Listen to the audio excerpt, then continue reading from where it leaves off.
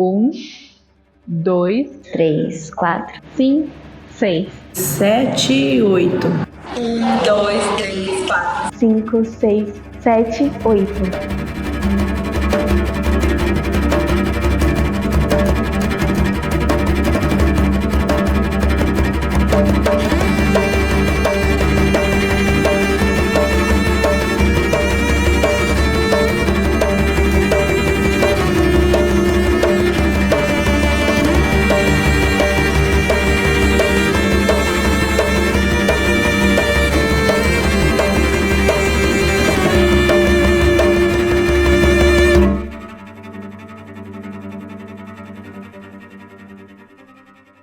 As pessoas idealizam uma bailarina, né, no geral, no sentido comum, as pessoas sempre pensam aquela pessoa magra, alta, branquinha. Uma bailarina alta, extremamente magra, branca, às vezes loira ou com o cabelo mais escuro, mas não negra.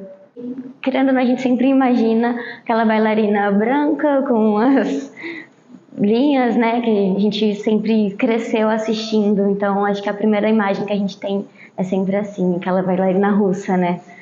Magra, alta, com pouca bunda, pouco peito, bem esguia, né, com linhas bem bonitas.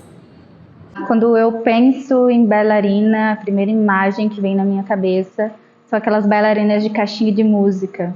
E aí vem na cabeça uma pessoa branca, super magra, com o cabelo loiro ou castanho e super magra. O balé entrou na minha vida, eu não me lembro muito bem como, porque eu tinha 4, né? Mas a minha mãe que foi digamos, a culpada de entrar no balé. Nós somos 3 irmãs meninas e todas elas, né, todas nós, digamos, eles colocaram no balé por essa questão de, né, disciplina, na época é uma coisa que menina faz, né? Quando eu entrei no ensino fundamental na minha escola, tinha projeto no período da tarde e foi assim que eu conheci o balé. Eu já gostava antes, porque de vez em quando eu assistia algumas peças de balé, tinha também os desenhos da Barbie que entravam muito nessa parte de balé, então eu sempre amei a dança e na escola eu tive a oportunidade de entrar, com os meus 6 ou 7 anos. O balé clássico ele entrou na minha vida de uma forma bem breve quando eu era criança. Eu fui ginasta dos 6 aos 12 anos e durante os treinamentos a gente tinha umas aulas básicas de balé clássico e então eu conheci a base do balé ali. O balé entrou na minha vida desde quando eu era criança. Eu comecei a assistir aqueles vídeos, vendo várias bailarinas, filmes, séries no geral. Eu sempre tinha essa vontade de participar. Só que naquela época eu não tinha muitas condições, então fui deixando para depois. Até que chegou na fase adulta, eu já com o meu próprio ganho, eu fui atrás de alguma escola que podia aceitar algum adulto na turma. E aí foi onde eu iniciei o balé. Eu tenho muita dificuldade nessa questão de autodeclaração, porque eu sempre me identifiquei como uma pessoa morena, mas morena também faz parte da nossa paleta de cor da pele preta, né? Temos as peles pretas mais claras, né? Então, acho que hoje em dia eu me identifico mais como uma mulher preta de pele mais clara, mas não tão clara também, né? Então, tem ali uma certa... Eu fico um pouco confusa com isso, porque ao mesmo tempo que eu não sou preta retinta, eu também não sou clara, super clara, né? Eu tô ali no meio termo. Desde que eu me entendo por gente, eu me autodeclaro preta, né? Nunca tive dificuldade em me enxergar como uma mulher preta. Então, eu venho de uma família de origem onde a minha mãe é preta, meu avô era baiano, então eu sempre tive muito nítido na minha mente o que eu era. E eu tô na faculdade agora de psicologia e na faculdade eu descobri que eu sou uma mulher preta retinta. 21 anos de convivência com o meu corpo, 21 anos de convivência com o meu tom de pele e eu descobri esse ano que eu sou uma mulher preta retinta. Não a mais escura, mas eu sou uma mulher preta retinta. Meu processo de autodeclaração, quando eu era pequena, eu achava que eu era preta. Porque como eu convivia mais com o lado da família da minha mãe, que eram pessoas de pele clara, eu era a que tinha pele mais escura, sempre, meu apelido na família, nega, sempre fui chamada de preta, no sentido carinhoso. Mas então eu me achava dessa maneira. Depois que eu entrei no balé, isso ficou mais forte ainda. Eu me declaro como preta desde sempre. Quando eu era criança, assim, eu tinha muito essa questão de bullying, só que eu não entendia muito bem o que estava acontecendo, então eu relevava. Aí depois, mais para a fase adulta, às vezes acontece que hoje em dia eu já ignoro 100% e vida que segue. Inclusive, um dos espetáculos que foi sobre a Disney, foi o tema Disney. Eu interpretei, eu fui uma princesa negra, eu fui a Tiana nesse espetáculo. E na época, estava ok para todo mundo, inclusive para mim. Mas hoje eu vejo isso e eu falo, como que eu pude ter interpretado uma pessoa negra? Quando eu falo para algum amigo hoje em dia que, eu já dancei o balé e eu fui a princesa Tiana, a pessoa fica, hã? Como assim? Você foi uma princesa negra? Não faz sentido. Em todo o meu tempo de balé clássico, eu nunca dancei com ninguém da minha cor, da minha raça. Eu sempre fui a mais morena da turma, a mais que, né, na época, você é mais moreninha, nem se falava, né? Eu sou parda, me reconheço como parda. Eu tenho amigas que são pretas e que, não, eu sou parda, eu sou branca, mas meu pai ou minha mãe é branca, então eu sou branca e tal. E isso acaba, acho que se a gente se conhecer, procurar da onde vieram os nossos pais, de onde vieram os nossos avós, isso vai acabar ajudando a gente se identificar e talvez ajude que a gente tenha mais pessoas que vão lutar pelas mesmas coisas que a gente. Eu crescia ouvindo falar assim, você é morena. Olha a minha cor. Olha a minha cor. Você é morena. As pessoas tinham medo de me chamar de preta. Falavam assim, nossa, você é uma morena bonita. Eu falava, eu sou preta. Não fala assim, você é morena, calma. Eu falei, eu sou preta. E as pessoas se sentiam ofendidas por eu estar falando aquilo de mim mesma.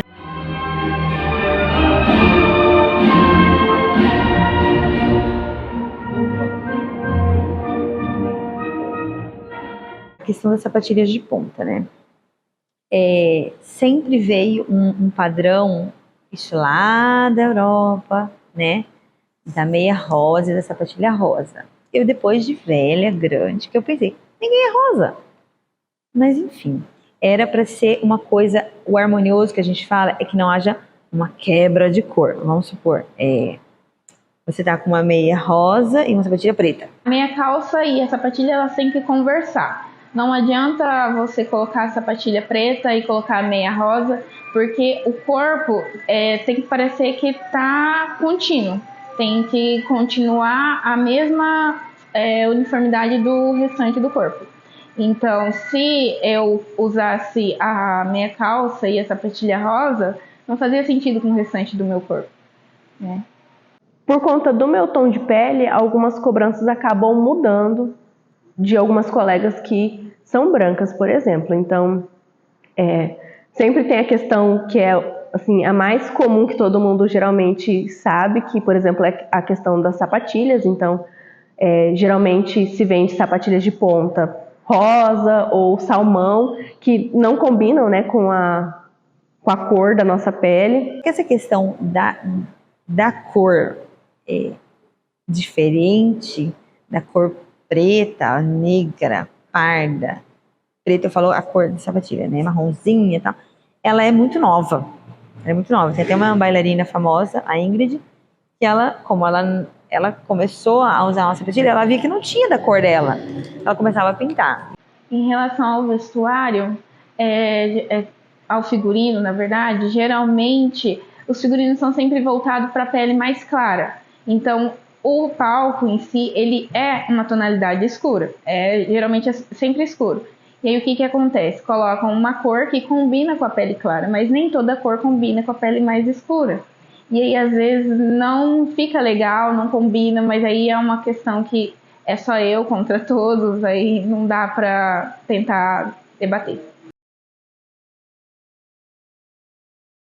Atualmente, onde eu danço, eu não tenho tanta essa dificuldade em relação ao meu tom de pele, porque onde eu faço aula, a professora ela também é uma mulher preta, então ela não repete os padrões que ela viu quando ela dançava. Então, ela tinha o tom de pele mais escuro, as linhas não eram as linhas que o balé cobra, que o balé pede. Então, ela não quer repetir isso com as alunas dela. Então, quando eu vim fazer aula com ela, eu tinha 1 milhão de receios por ser cobrada de coisas que eu não posso mudar em mim mesma.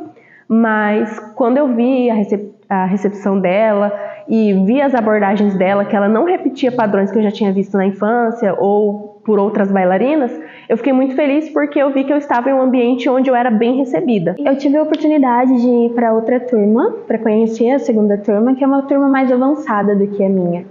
E essa turma é composta totalmente por meninas brancas. Quando eu cheguei, os olhares que eu tive me deixaram muito desanimada.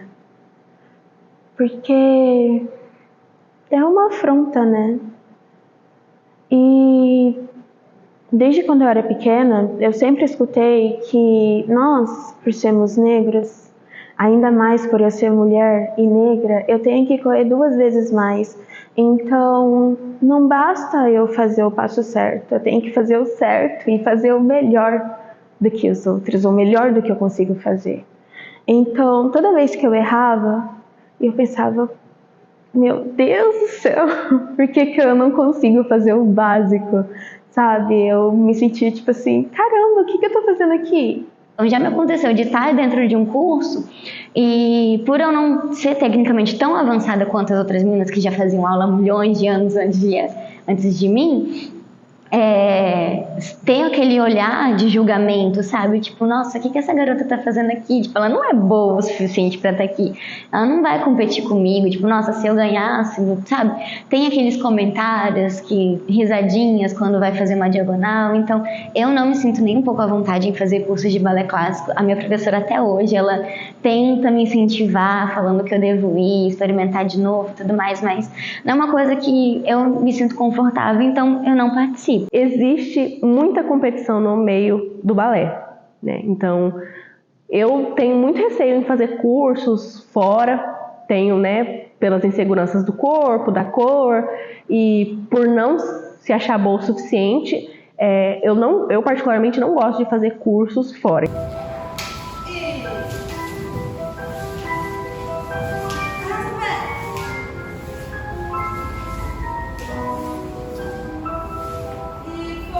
Pelo meu tom de pele, eu tive problemas sim, e me foi pedido, né? Hoje eu vejo que foi imposto, mas na época foi pedido que eu usasse tons mais claros de base, né? Para dançar. Eu me lembro que uma vez eu dancei La Bayadère, que é um balé de repertório, né? E o figurino era era com a barriga de fora, né? A minha barriga aparecia. E na época a gente tomava bastante sol, né? Então eu tinha a barriga bem moreninha, então a cara tava, não, você vai ter que maquiar a sua barriga também. Então eu me lembro muito bem que a gente passava um pó mais clarinho nos braços e na barriga que era o que aparecia. E sempre a cara bem clarinha mesmo, para ficar mais uniforme. Eu acredito que o balé da França é completamente diferente do balé do Brasil. Porque, primeiro, tem a questão da fisionomia. Com certeza, as mulheres brasileiras não têm o mesmo perfil das francesas. E aí, nisso, acabam que vão adaptando os exercícios e figurinos, em todo geral, para o corpo brasileiro. A cobrança do corpo magro vem historicamente do balé, né? O balé surgiu para a realeza, né? Para a corte. Então, lógico, quem estava lá eram essas pessoas mais magras, mais selecionadas para isso. Audições para uma grande escola de balé, eles medem a tua massa corporal, a tua massa de gordura. Então, isso vem de lá, dessa beleza de um corpo real para mostrar para o rei, e foi se passando de geração em geração, de pessoa para pessoa. Eu parei de comer. Literalmente assim, eu não vou comer mais, porque se eu comer eu vou engordar e eu tenho que dançar, eu não posso parar de dançar. E era uma guerra para eu comer. A minha avó me batia, gritava comigo para eu comer, minhas tias também. E não, eu não quero comer. Tanto é que nessa fase, por ter parado de comer, eu não estava me alimentando nada bem. Eu entrei e fiquei com anemia. Tenho anemia até hoje. Às vezes, quando eu estou em crise, eu não como. Então, em relação ao corpo, ao físico, eu já me preocupei demais. No balé existem vários padrões, né? Então, além dos raciais. Então, dentro de uma sala de balé, você é cobrado pelo seu corpo, né? Então, tem que estar no peso ideal, você tem que ter as curvas ideais, o cabelo ideal, o penteado ideal. E sem falar sobre a cor da pele, o balé já é uma cobrança muito grande nas meninas, né? De cabelo, me pegou muito quando eu estava no Teatro Guaíra, que é uma escola de dança e um teatro em Curitiba, uma escola de dança para formação de bailarinos, e eu passei na audição e fui fazer o curso lá. E o meu cabelo estava bem curto quando eu resolvi fazer o Big Chop, que é o grande corte, que é quando a gente tira toda a parte lisa do cabelo e deixa só a cacheada. Passou um tempo, né, a gente entrou de férias no meio do ano, e depois que eu voltei, meu cabelo ainda estava muito curto e eu não conseguia fazer um coque no meu cabelo. Então eu comecei a usar faixa nas aulas e o cabelo solto cacheado. E tinha uma professora que ela era muito difícil lá, e teve um dia ela estava de mau humor comigo, não sei o que aconteceu, e que eu estava fazendo passo normalmente, ela parou a música no meio de tudo e começou a reclamar que eu tava errando passo e que eu só fazia merda, e por isso que eu tinha feito aquela merda no meu cabelo. Na frente da sala toda, no meio de tudo. Parou simplesmente o exercício na metade para falar isso. A gente tem as bailarinas de forma geral, tem uma cobrança muito grande de si mesma. Então, vai até certo ponto, porque certo ponto depende de você, depende do seu esforço. Mas a partir de determinado ponto, não tem a ver com que você se esforça, e sim com a sua capacidade física, por exemplo. Então, isso acaba prejudicando muito, a gente acaba sofrendo muito por não alcançar a expectativa que a gente mesmo cria, né? Fora todas as outras que são criadas no ambiente do balé. Fora da dança, isso também me afetou muito e me afeta ainda hoje. Eu até hoje tenho o costume de comprar roupa maior do que o meu número, principalmente calça. Eu uso 36, mas sempre que eu vou comprar uma calça, eu compro 38, porque na minha cabeça não vai servir. E sempre fica super largo, preciso fazer pence, preciso mandar para costureira. Com certeza, ser bailarina clássica negra é um desafio duplo. Porque assim, já tem a questão do padrão. E aí você acaba não se encaixando na visão que estão acostumados de uma bailarina. E aí isso acaba dando um embate. Ser mulher preta é desafiador. Mas ser mulher preta é a minha essência. E é quem eu sou. Então, por mais que quando eu era mais nova eu tenha chorado muito para não ter nascido com essa cor, hoje eu entendo que eu sou o que eu sou. Porque essa é a minha essência. Em 2019 foi a primeira vez que eu vi pessoalmente, né, uma bailarina negra no papel de destaque. Foi a Ingrid Silva que eu vi. Ela veio acompanhar o Thiago Silva aqui em Campo Grande numa turnê de despedida dele. E foi tão impactante para mim. Foi de uma representatividade tamanha que aquilo me impactou. Eu falei, gente, coisa mais linda. E ela estava no Romeu e Julieta, sem meia e com a sapatilha da cor da pele dela. E foi, sabe, para mim foi emocionante. Eu chorei, eu fiquei... Eu não sabia o quão era importante para mim ver aquilo. Depois eu fui conversar com ela, chorei e falei para ela, você não sabe, porque, pensa, eu já era bem mais velha. o quão é importante ver bailarinas negras, assim, essa representatividade, porque parece que dá pra gente essa coisa de... A gente pode chegar ali, sabe? Foi isso que eu senti, né? E ela ficou bem feliz de conversar. Atualmente a gente tem bailarinas que são primeiras bailarinas em grandes companhias. Uma bem famosa, por exemplo, é a Ingrid, né?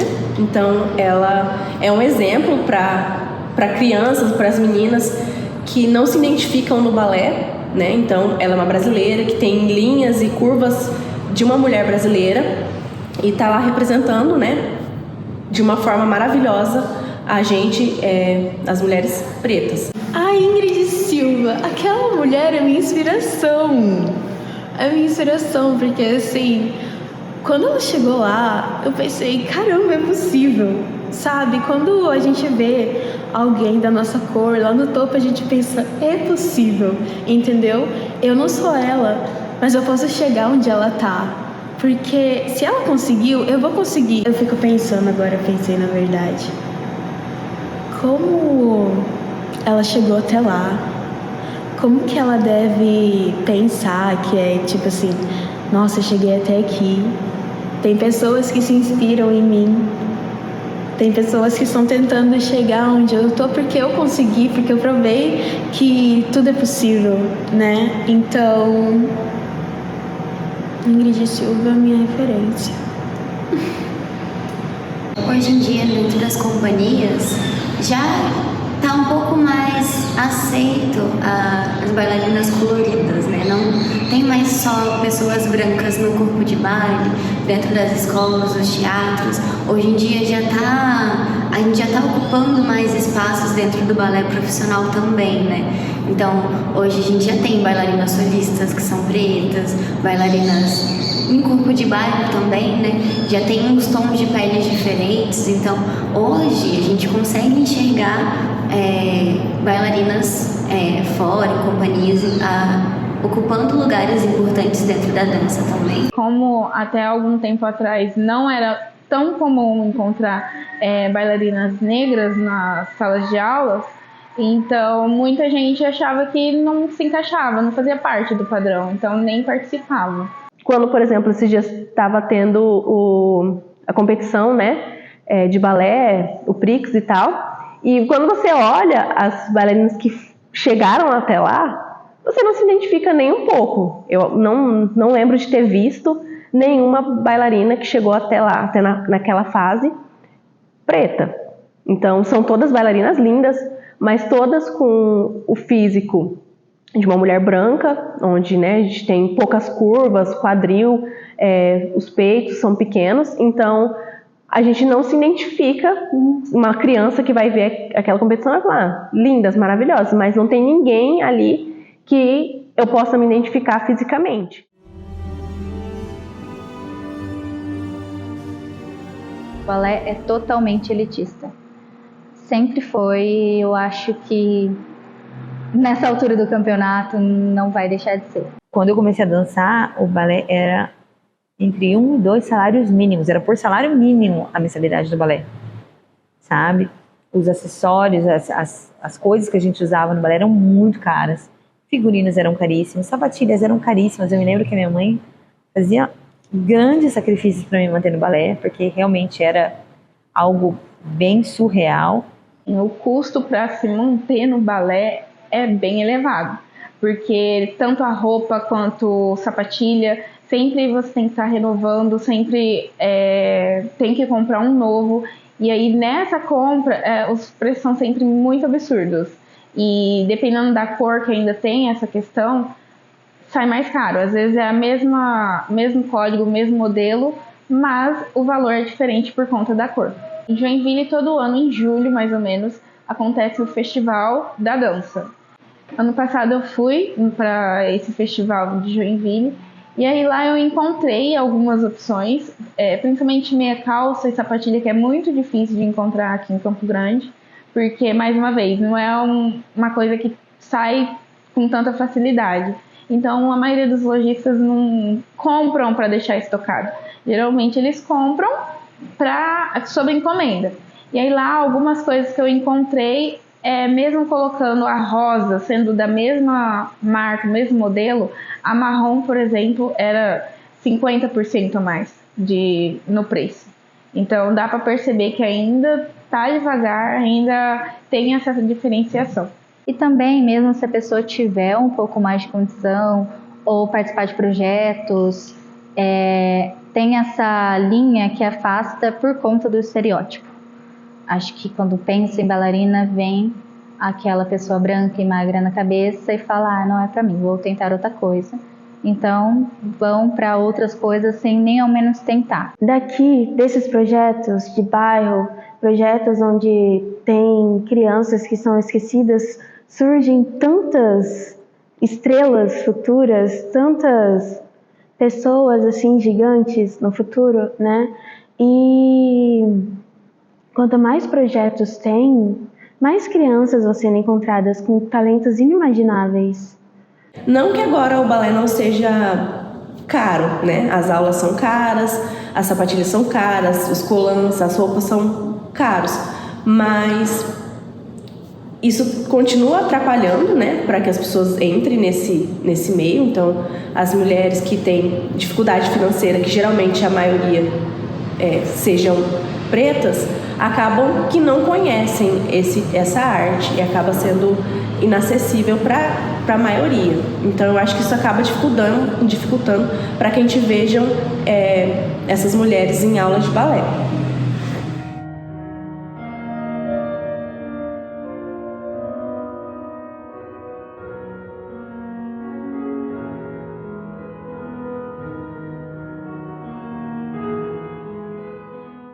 O balé clássico, como eu disse, no meu ver, é uma modalidade feita para pessoas brancas, né? Surgiu lá. E o jazz é totalmente quebra do clássico. Eu estar aqui, às vezes eu sinto que é como se fosse uma afronta a algumas pessoas. A gente não enxerga tantas bailarinas pretas em grandes escolas por conta disso, porque geralmente as grandes escolas são essas escolas privadas que têm uma certa elitização, né, tipo, mais inacessível. É bem raro conseguir ter projetos que consigam a excelência técnica que geralmente essas escolas possuem. Então acho que seja por conta disso que a gente não... que as pessoas pretas que querem dançar nem sempre procuram o balé, porque elas não se veem tanto assim, né? Aí busquem mais outras modalidades. As outras modalidades, elas são mais soltas, mais interação do seu corpo com você mesmo. O balé tem essa interação, porém com mais firmeza, mais técnica, mais regras. É isso. No contemporâneo é onde a gente está acostumado a ver as pessoas dançando de cabelo solto, tem mais essa vibe, os bailarinos profissionais de contemporâneo geralmente têm mais essa liberdade para cortar o cabelo do jeito que quiser, da altura que quiser. Agora já os bailarinos clássicos não, porque se você não tiver com um coque bem feito durante uma aula, você não está apto para fazer aula, você pode até ser mandado para fora da sala de aula e não fazer aula por conta disso. Eu acho que as mulheres pretas, elas optam por outros tipos de modalidade, como luta, onde a gente, como mulher preta, a gente acaba passando uma mensagem de mulheres mais fortes, mais, digamos que empoderadas, e isso talvez não combine muito com o balé, onde a gente tem que trazer uma leveza, né, na dança. Então, acho que essas mulheres acabam ocupando outros esportes, outras modalidades, que elas talvez sejam mais, se sintam mais à vontade. O jazz também foi uma outra modalidade que eu tentei, né? É a modalidade da minha ancestralidade, porque é a gente que criou o jazz, né? E o jazz é uma criação do negro totalmente para quebrar o balé clássico. Então, assim, às vezes eu me sinto muito... Como que eu posso te dizer? Uma garota um pouco complicada por ter escolhido o balé clássico e não o jazz. Dentro do balé, eu acho que eu sou uma pessoa muito sortuda por não ter esse tipo de preconceito, mas na vida acho que é difícil a gente lembrar os dias que a gente não sofre algum tipo de preconceito ou um olhar de julgamento pela cor de pele. Mas dentro da sala de aula do balé eu me sinto num lugar muito seguro onde eu tô agora. Eu gosto muito de dar aula e ver como as pessoas são transformadas pelo balé. Mas transformadas desde o seu emocional, não do seu físico, sabe? De falar, nossa, encontrei aqui algo que eu procurava. Então, eu acredito que o cenário ideal é onde as pessoas se realizem fazendo aquilo, fazendo o que gostam, se enxerguem de uma maneira gentil consigo, sabe? Eu acho que esse é o cenário ideal para mim e é o que eu tento passar para as minhas alunas também, tipo, elas se gostarem de se assistirem, gostarem de estar dançando, sentirem o prazer de estar dentro do palco, de estarem fazendo uma aula, de estarem dançando em geral. Eu acho que é isso. A dança sempre me salva, porque a dança é uma forma que eu tenho de me expressar, de gritar sem precisar usar minha voz.